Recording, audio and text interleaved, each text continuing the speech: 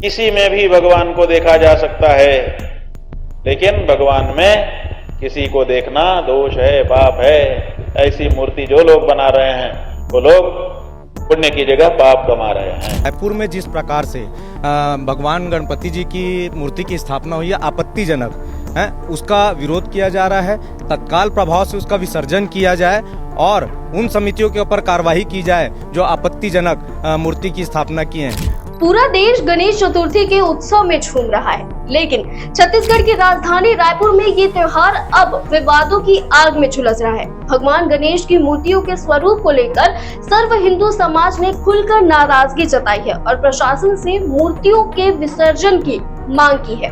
दरअसल पिछले कुछ सालों में गणेश मूर्तियों का स्वरूप बदलना आम हो गया है। कभी भगवान को क्यूट बच्चों जैसा दिखाया जाता है, कभी शिव या कृष्ण के रूप में कपड़े, थीम, यहाँ तक कि मूवमेंट सब कुछ बदल दिया जाता है। आम बोलचाल की भाषा में आज जिसे छपरी हरकत कहते हैं ना, यही हरकत अब लोग भगवान के साथ कर रहे हैं। आज की टेक्नोलॉजी ने लोगों को इतना अपग्रेड कर दिया है कि भगवान के साथ भी मजाक बनाने की हिम्मत कर रहे हैं लोग। सोशल मीडिया, फोटोशूट, झूला, डांस और चमक दमक में अब भगवान को भी ट्रेंडिंग स्टाइल में पेश किया जा रहा है। पहले त्योहार सिर्फ भक्ति और श्रद्धा का प्रतीक होते थे, लेकिन अब लोग भगवान को सोशल मीडिया की ग्लैमर और दिखावे का हिस्सा बना रहे हैं। अब इसी मामले में ज्योतिर्मठ के स्वामी अभिमुक्तेश्वरानंद महाराज ने नाराजगी जताते हुए कहा, भगवान की मूर्ति में किसी और का स्वरूप दिखाना पाप है। मूर्तिकार भी इसके लिए जिम्मेदार है। शास्त्रों में भी स्पष्ट लिखा है, देवी देवताओं का स्वरूप बदलना धार्मिक अपमान है। जानकारी के लिए बता दें, सोमवार को सर्व हिंदू समाज के नेताओं ने एएसपी कार्यालय का रुख किया।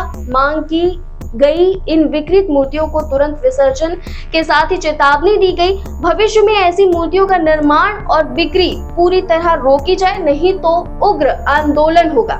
अब आप खुद सोचिए, जहां पहले त्योहार सिर्फ भक्ति, भजन, कीर्तन और खुशियों का प्रतीक थे, अब केवल फोटोशूट, क्यूट मूर्तियां और दिखावा रह गया है। अब सवाल आपसे है, जो त्योहार पहले के जमाने में सिर्फ भक्ति और श्रद्धा के लिए मनाए जाते थे, आज के दौर में इस बदलाव को देखकर आपकी क्या राय है? दूसरा प्रश्न, अगर आने वाली पीढ़ियां यही देखेंगी तो उनके नजरिए में भगवान और त्योहार की क्या इमेज बनेगी? तो रायपुर से ये थी गणेश विवाद की पूरी कहानी। आप अपनी राय नीचे कमेंट में जरूर बताइए और हाँ, अपडेट्स के लिए चैनल को सब्सक्राइब करना ना भूलिए।